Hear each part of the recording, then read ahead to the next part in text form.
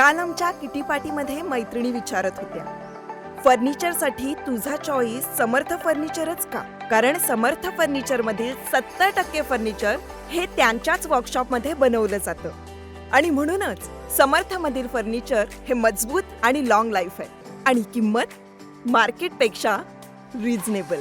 Samarth furniture and mall, Gulewadi, Sangamner, Kolhar गोटी highway, Sugaon Budruk, तालुका अकोले, जिल्हा अहमदनगर.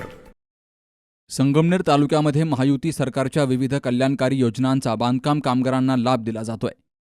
ही सर्व प्रक्रिया विनामूल्य राबवण्यात येत असून बांधकाम कामगारांनी कोणत्याही एजंटांना पैसे न देता थेट महायुती जनसंपर्क कार्यालयाशी संपर्क साधून अर्ज भरून लाभ घ्यावा, असं आवाहन आमदार अमोल खताळ यांनी केलंय.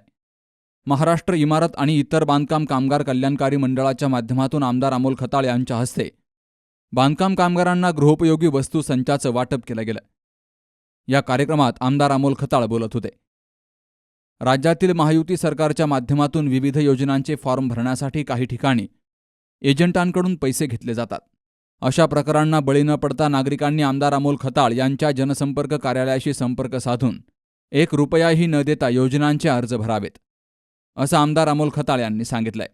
जर कुणी पैसे मागत असेल किंवा अडवणूक करत असेल त्याची गुप्तपणे माहिती द्यावी. संबंधितांवर फौजदारी कारवाई केली जाईल, असा इशाराही आमदार अमोल खताळ यांनी दिलाय.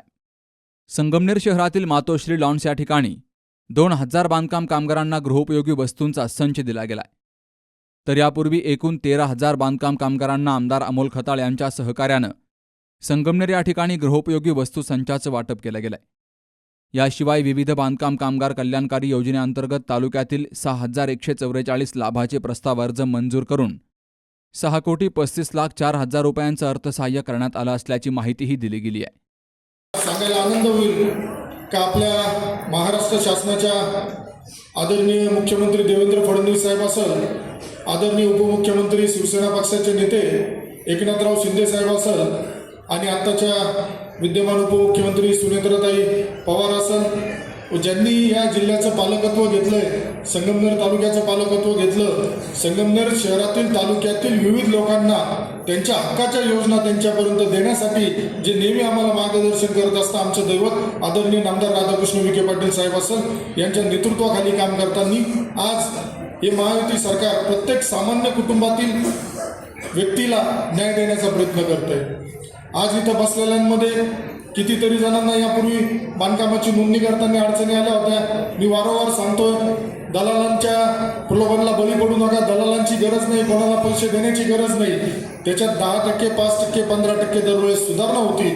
परंतु आपल्याला सांगायला पुन्हा आवर्जून सांगेल का बांधकाम समितीची जी संनियंत्रण समिती स्थापन झाली आहे तिचा अध्यक्ष सुद्धा संगमनेर विधानसभेचा अध्यक्ष मधून हा तुमचा मुलगा आणि तुमचा भाऊ आहे.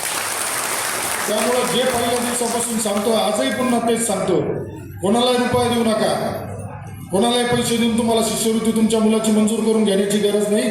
कोणालाही पैसे देऊन भांडे घेण्याची गरज नाही. कोणालाही पैसे देऊन पेटी घेण्याची गरज नाही. माझ्या कार्यालयाशी संपर्क करा, माझ्याशी संपर्क करा, शिवसेना भारतीय जनता पार्टीच्या कार्यकर्त्यांशी संपर्क करा. ते तुम्हाला तुमचा हक्क जो शासनाने देण्याचा निर्धार केला तो तुम्हाला मिळून देईल. आज केंद्रामधील मोदी साहेबांचं सरकार, राज्यातील फडणवीस साहेबांचं सरकार असेल, आपल्या कुटुंबातील बघा तुम्ही लहान मुलगा जन्माला यायच्या आधीपासून गरोदर माता भगिनींपासून तर ज्येष्ठ नागरिकांपर्यंत प्रत्येकाचा काळजी घेण्याचं काम आपलं सरकार करते. आपल्या सरकारने प्रत्येक घटकाला, कामगार असेल, शेतकरी असेल, आमच्या लाडक्या बहिणी असेल, आज महिलांना मोफत शिक्षणाचा असेल, ST मधील मोफत प्रवास असेल, शेतकऱ्यांना 7.5 HP पर्यंतच्या वीज बिल माफीचा निर्णय असेल, ज्येष्ठ लोकांना संजय गांधी निराधारच्या माध्यमातून सुद्धा आपण लाभ देतोय.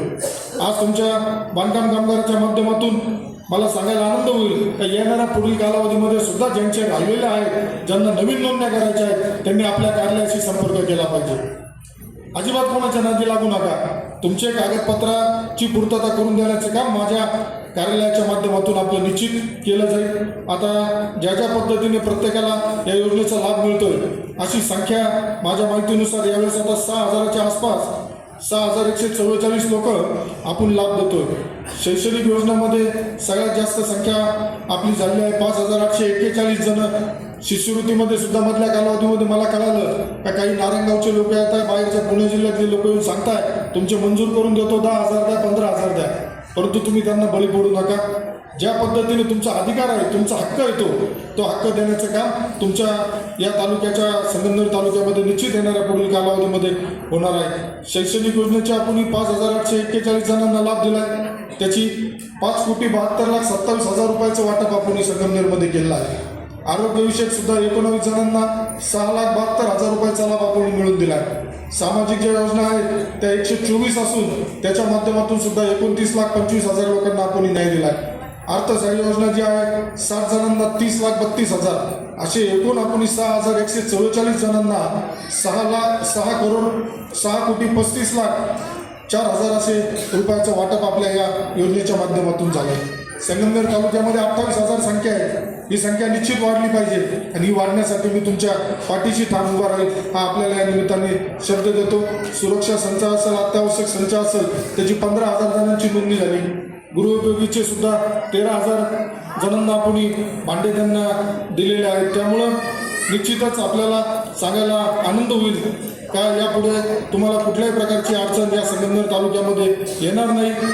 परंतु तुम्हाला सुद्धा आता बऱ्याच जणांना आरोग्याच्या ज्या सेवा आहेत त्याच्यातली मागं सुद्धा माहिती दिली होती, परंतु आता प्रत्येक आपल्या या योजनेच्या कार्यक्रमाला नवीन नवीन लाभार्थी येत असतात. त्यामुळे आज मी आपल्याला काही नैसर्गिक प्रसूतीसाठी सुद्धा 15 लाख रुपये आमच्या लाडक्या बहिणींना शासनाच्या वतीने, बांधकाम कामगारांच्या वतीने दिले जातात.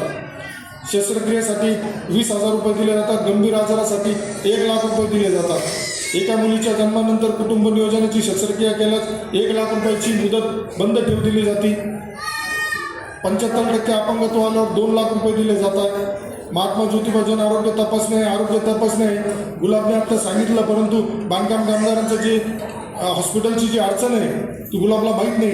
ते आता जी परवानगी दिली आहे तर नवीन हॉस्पिटलसाठी जी परवानगी द्यायची आहे ती या 8 दिवसामध्ये आपण देऊन तुम्हाला तुमच्या हक्काचं आपण तिथं उपलब्ध करून देऊ. मधल्या कालावधीत काही त्या हॉस्पिटलच्या तक्रारीमुळे बंद पडलं होतं, परंतु आपण नवीन करून देतो. आणि विशेष म्हणजे ESRCच्या माध्यमातून जे आता तंबाखूचे मालपानीच्या उद्योग समूहामध्ये जे कामगार आहेत त्या कामगारांचं सुद्धा आपण कामगारांच्या आजपर्यंत संगमनेरमध्ये कधीच तपासणी होत नव्हती की त्यांना अहिल्यानगर जिल्ह्याच्या ठिकाणी जायला लागत होतं किंवा नाशिकला जायला लागत होतं, ते सुद्धा संगमनेरमध्ये सुरू होतं आहे. त्याला सुद्धा आपल्या कार्यकालामध्ये मंजुरी मिळालेली आहे. त्यामुळं आज एवढ्या योजना जर सरकार तुम्हाला देत आहे तर लाडक्या बहिणी तर आहेच. लाडक्या बहिणी आपल्या महायुती सरकारच्या पाठीमागे ठाम उभ्या आहेत. परंतु पुन्हा निवडणुका आल्यानंतर काही लोक येतात. आता मला सांगा तुम्ही, केंद्रामध्ये मोदी साहेब आहेत, राज्यामध्ये फडणवीस साहेब आहेत, जिल्ह्यामध्ये पालकमंत्री भारतीय जनता पार्टीचे, संगमनेरमध्ये आमदार शिवसेनेचा पक्षाचा आहे. आता तुमचे कामं कुठं होतील? तुमचे कामं ज्याचं सरकार आहे त्याच्याकडे होतील का ज्याच्याकडे इतके वर्ष सरकार होतं परंतु त्यांनी फक्त तुम्हाला शोषण्याचं काम केलं त्याच्याकडे कामं होती? त्यामुळे तुमची सुद्धा जबाबदारी आहे का ज्या सरकारच्या योजनेचा लाभ तुम्ही आम्ही घेतो तर त्या सरकारच्या पाठीशी तुम्ही आम्ही ठाम उभं राहिलं पाहिजे अशी मी आपल्या सर्वांकडून अपेक्षा व्यक्त करतो. गृहकर्ज सुद्धा आपल्याला या माध्यमातून मिळतंय. सामाजिक सुरक्षा शिक्षणासाठीचं सुद्धा मिळतं. त्यामुळं बोलण्यासारख्या भरपूर गोष्टी आहेत. मी जास्त आपला सगळ्यांचा वेळ घेणार नाही, परंतु आपल्याला आवर्जून एक सांगेल मी का ज्या पद्धतीने राज्याचे उपमुख्यमंत्री आदरणीय स्वर्गीय अजितदादा पवार साहेब यांनी सुद्धा त्यावेळेस आपल्याला प्रत्येक बाबतीमध्ये सहकार्याची भूमिका ठेवली होती. त्यामुळं आज ते आपल्यामध्ये नाही आहेत. त्यांना सुद्धा मी या निमित्ताने भावपूर्ण श्रद्धांजली वाहतो व आपल्या सर्वांना पुन्हा विनंती करेल का या योजनेचा लाभ घ्या. अजून नवीन नोंदणी आपण चालू करतो. मी सुद्धा माझ्या ऑफिसला सूचना दिल्या का अजून आपल्या कर्मचाऱ्यांची संख्या वाढवा. काही ठिकाणी गावागावामध्ये येऊन कशा पद्धतीने नोंदणी करता येईल यासाठी सुद्धा आमचा प्रयत्न राहणार आहे. परंतु आता नुसतं बांधकाम कामगारांवर थांबून चालणार नाही. जे अधिकारी उपस्थित आहेत त्यांना सांगेल घरेलू महिलांच्या संदर्भात सुद्धा जे मध्ये त्याची नोंदणी चालली त्याच्या बी पुन्हा तक्रारी चालू झाल्या. त्याचे काही लोक पैसे घेत आहेत तर अजिबात तुम्ही जे पैसे घेताय त्यांच्यावरती फौजदारी स्वरूपाचे गुन्हे पुढील कालावधीमध्ये दाखल करण्यात येतील. तुम्ही तुमचं तुमच्याकडे कोणी पैसे मागत असेल, तुमची अडवणूक करत असेल तर गुप्तपणे आम्हाला कळवा. तुमचं नाव कोणालाही सांगितलं जाणार नाही, परंतु जो पैसे गोळा करतो त्याच्यावरती गुन्हा दाखल करण्याची जबाबदारी आपलं महायुती सरकारच्या माध्यमातून निश्चित घेतली जाईल. त्यामुळं आजच्या या कार्यक्रमासाठी उपस्थित आपल्या सर्वांचं स्वागत मी करतो आणि आभार मी मानतो आणि पुन्हा आपल्या सर्वांना विनंती करेल का येणाऱ्या पुढील कालावधीमध्ये आपण सगळ्यांनी केंद्रामध्ये सरकार, राज्यामध्ये सरकार ज्या विचाराचं आहे, संगमनेरचा आमदार ज्या विचाराचा आहे त्यांच्या पाठीशी ठाम उभं राहिलं पाहिजे आणि आपल्या योजनेचा लाभ घेतला पाहिजे. आतापर्यंत शैक्षणिक योजनेतून 5,841 लाभार्थ्यांना 5,72,27,000 रुपये, आरोग्य योजनेतून 19 लाभार्थ्यांना 6,72,000 रुपये, सामाजिक योजनेमध्ये 124 प्रकरणांमध्ये 29,25,000 रुपये आणि अर्थसहाय्य योजनेमध्ये 60 लाभार्थ्यांना 30,32,000 रुपये इतका लाभ दिला गेलाय.